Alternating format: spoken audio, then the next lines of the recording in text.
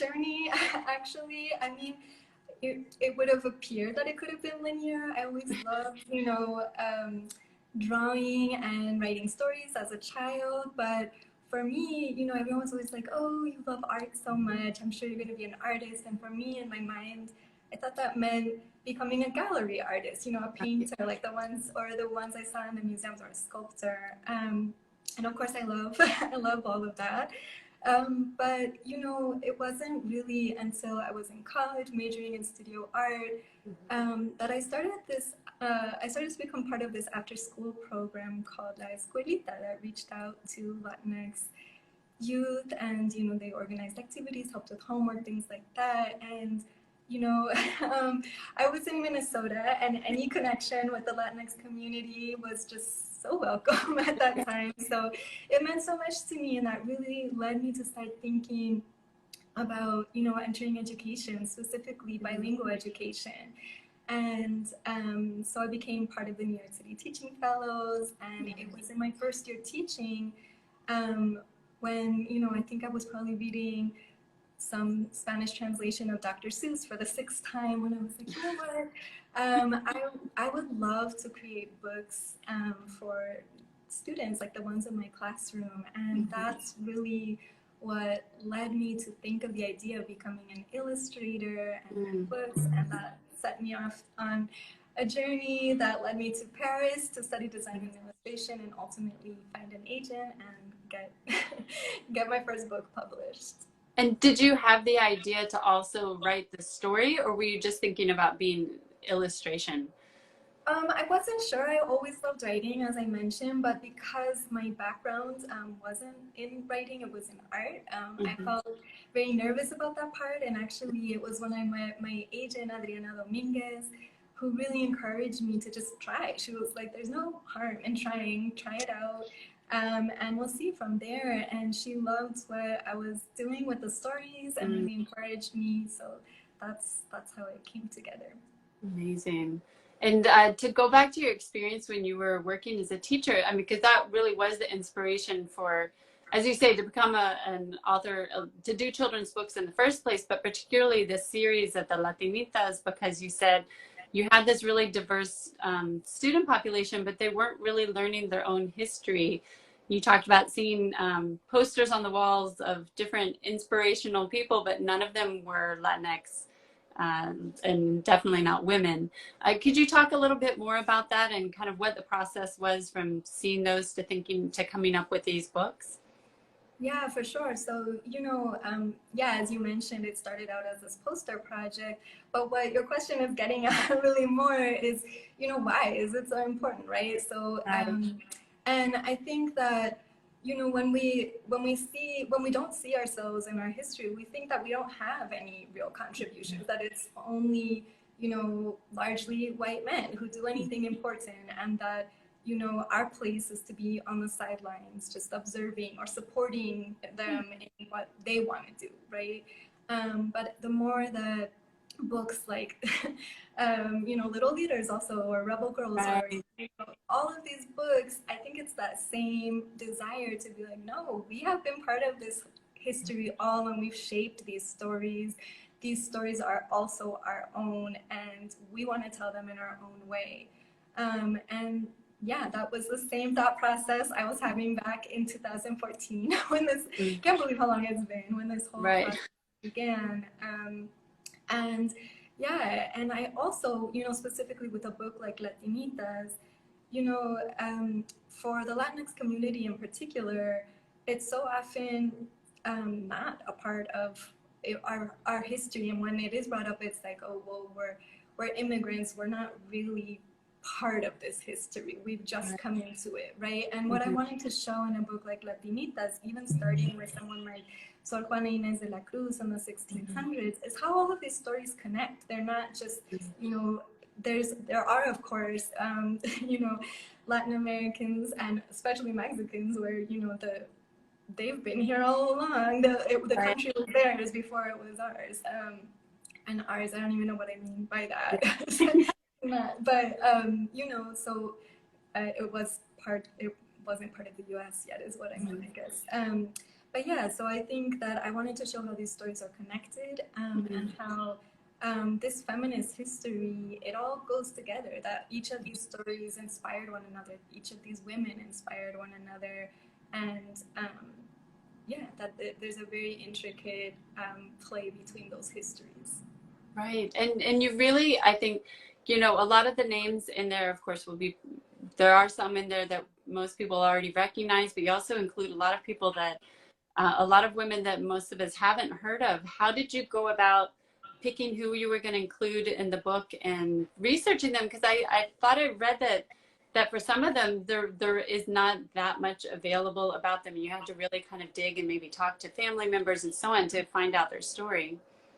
Yeah, for sure. So starting with what you said about how they're lesser known, so there are reasons that these stories are lesser known, right? There are also less convenient stories to systems of power. They're not part of the convenient capitalist, patriarchal, racist, sexist, colonial narrative, right? And stories like Berta Cáceres, for example, who pushed back against all of that and you know, stood up against the big electric company Sinohydro and was actually able to protect her indigenous Lenca community's river from being exploited and polluted. Those stories are not convenient. Or Sonia Pierre, for example, who stood up for legitimizing the citizenship of Dominicans of Haitian descent.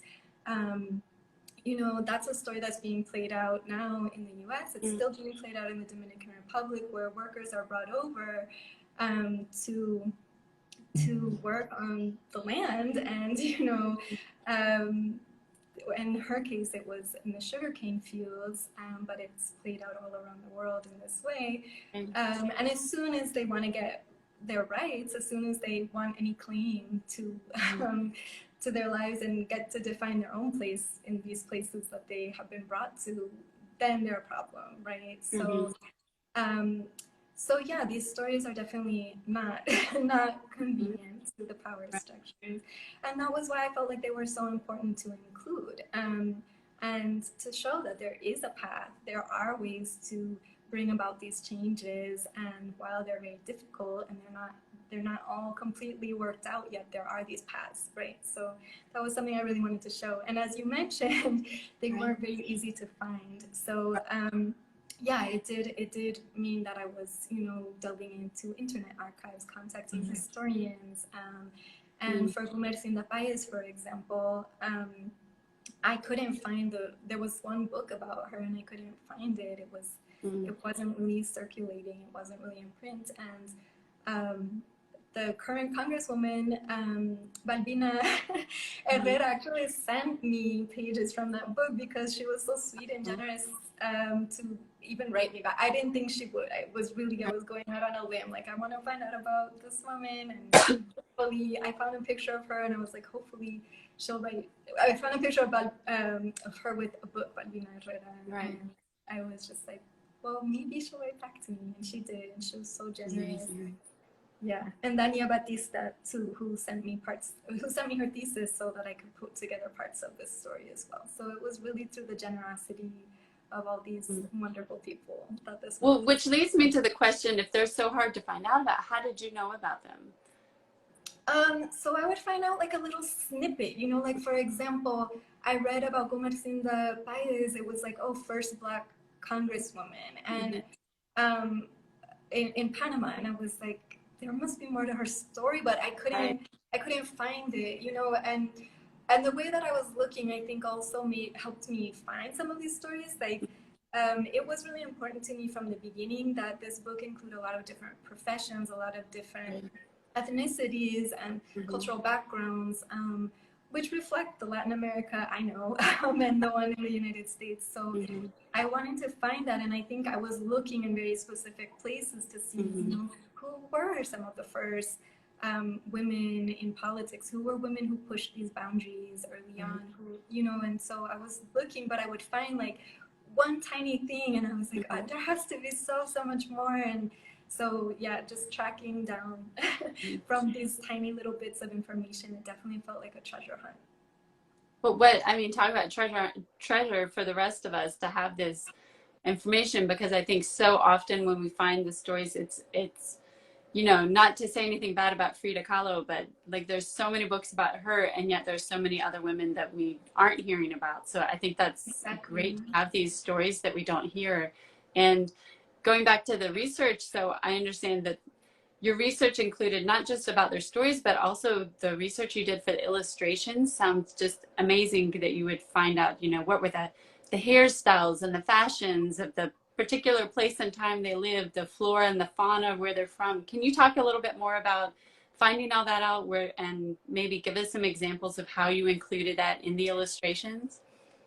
Yeah, so I went back to old fashion catalogs, like showing, you know, showing women in these different like types of clothing, and children as well, because of course I was imagining each of these women as a child. So figuring out, well, what were children wearing at that time, right? Um, so it took that, and I don't know. I think I have like a million boards on Pinterest with all the different clothing. Yeah, I also wanted to have symbols that were connected. So, for example, Sonia Pierre, who I mentioned earlier, you know, she has her hand up, and these birds are flying away. Well, those birds are the national bird of Haiti, and in their beaks, they're carrying the national flower of the Dominican Republic. So I wanted to show both, you know, that she was working for their freedom, but also that intricate connection between these two identities, because of course those countries have a very long history together. And so, you know, things like that were or yeah, for example, with Berta Cáceres, this isn't like specifically tied to Latin America in terms of the symbolism, but with her little radio, I was like, how am I going to show that she was listening to, you know, these socialist messages from Nicaragua, from Cuba? And so actually the little circle in the radio is a Lisitsky painting. So like bringing together those the communist art into that to show, you know, so it was a lot of different things, a lot of different references. Each illustration definitely has tons of symbolism. I love that. That's amazing that that so much goes into your work. And to talk about one of the people that you included, of course, you grew up between Guatemala and the U.S., I understand, and of course included Rigoberta Menchú Thum, who's also from Guatemala. And I heard you had a really moving experience related to her. Can you share that? Yeah, I'd love to share that. Thank you for asking about it. Yeah, so of course she's the only Guatemalan in the book, so it really meant a lot to me to put her story, to get her story right, to put it there, and I reached out to her largely because, you know, I really admire her, but also, you know, her story has been very much skewed in the media, both in Guatemala and in the United States. And I really wanted to make sure that the way I was telling it was one that she, you know, she liked and that she felt well represented in. So, but I didn't know whether she would write back at all, right? So I heard she did put her notes on the story, and I heard back from the director of her organization here in Guatemala, who was telling me that, you know, the different things she was concerned about, things like the word fight. She did not want me to use that word, and it's so common in the US to say fight for your rights, even if it's not violent, right? But she was like, that word has violent connotations, and I always say lucha, which in English translates to struggle, and it doesn't quite translate, so I just left it as lucha because it doesn't sound the same in English. But she was very right, you know, that was how she wanted to be represented. So it meant a lot to me that she took the time to look at the details like that and make sure that they reflected her. And then I found out that she loved the illustration, which I had spent so much time on. I can't even tell you how many times I drew it. There's like a stack of like sketches. I drew it so many times trying to figure out what she might have looked like as a child. And just, anyway, it meant so much to me. And when she loved the illustration, I just, yeah. That's so it meant everything. So yeah, it was a very moving experience. And then she reached out to me on social media, and when I saw a message pop up like from Rigoberta Menchutum, again, the tears. It was like, oh my gosh, she wanted to congratulate me on the book, and it just, yeah, it meant the world to me. That's amazing. That's wonderful. And to go back to your own experiences, because, you know, we talked about how important it is to have these stories available. And for most of us growing up, there was not, I mean, we are at least hopefully reaching a place where we are having more diversity, or at least recognition that there should be more diversity in children's literature. Why do you think that's so important? And can you maybe talk about like how it's influenced you? Because I read that you weren't even interested in reading when you were a kid until you got La Casa de los Espíritus by Isabel Allende, because for the first time it was seeing a family that was like yours. Can you talk a little more about that? Yeah, for sure. Yes, I love that book still. And yeah, it was kind of a family like mine. My grandmother can't move things with her mind, but she did have premonitions. And it was just seeing this kind of eccentric Latin American family that reminded me so much of my own. But yeah, representation is so important. For me, I was so shy in elementary school. I really didn't feel like my thoughts, my opinions, my experiences were at all worthy of taking up space. I made myself incredibly small. And I think that, you know, reading a book like hers, and then which led me to read books by Jorge Luis Borges, Gabriela Mistral, Julio Cortázar, Eduardo Galeno, like these are the books that helped me find my own voice, and not only find it, but realize that it mattered, right? And I think what we're seeing now with, you know, book bans and all of this that's going on is that, you know, it is really important. And if it weren't so important, they wouldn't be trying to ban it, right? It's really powerful to see yourself reflected, but not only reflected, to see that you're part of the human story, not outside of it. And I think that, you know, what we're seeing is that, you know, when we write our own stories and they get banned, you know, I can't speak, like I have not personally been banned yet, hopefully. But, you know, when we see this happening, we're seeing, you know, it's largely, you know, white Christian America who's basically saying, no, you don't get to define yourself. You don't get to say where your place is, right? We are the only ones who get to do that. So, you know, to erase those books, but it only goes to show how important those books are, right? That that we get a chance to see that, and you know, that we share those stories, and it's so important to support the authors, the illustrators, the teachers and librarians who get these stories into the hands of readers, because yeah, those people are wrong. It is up to our communities to decide where our place is, to decide how we want to define ourselves and the stories we get to tell. So yeah, I think it's very important. Yeah. And can you tell us what you're working on now, or what's next for you? Yeah, so I'm just finishing up an illustration project, very different from all of this, for a book about both animals and babies living in the city together, and how important it is to make those spaces healthy. And anyway, yeah, it's a book by Pulley. And I'm also illustrating a book for Margarita Engel and doing my own picture book, my very first one, about how I became a feminist artist, essentially, if I were to put it. Oh, neat. Yeah. When do you have an idea of when that might come out? I would say probably 2025. My picture book. There's a few things in line, yeah. And just to put in a plug, Margarita Engel is going to be on here in a few weeks. So guys, anybody watching, make sure to keep an eye out for that one. And thank you so much for joining us. It's so exciting to talk to you and get to hear about, you know, all the thought process that goes into your work. And we appreciate what you're doing. So thank you for joining us. Thank you. And thank you for all of your wonderful, thoughtful questions. I really appreciate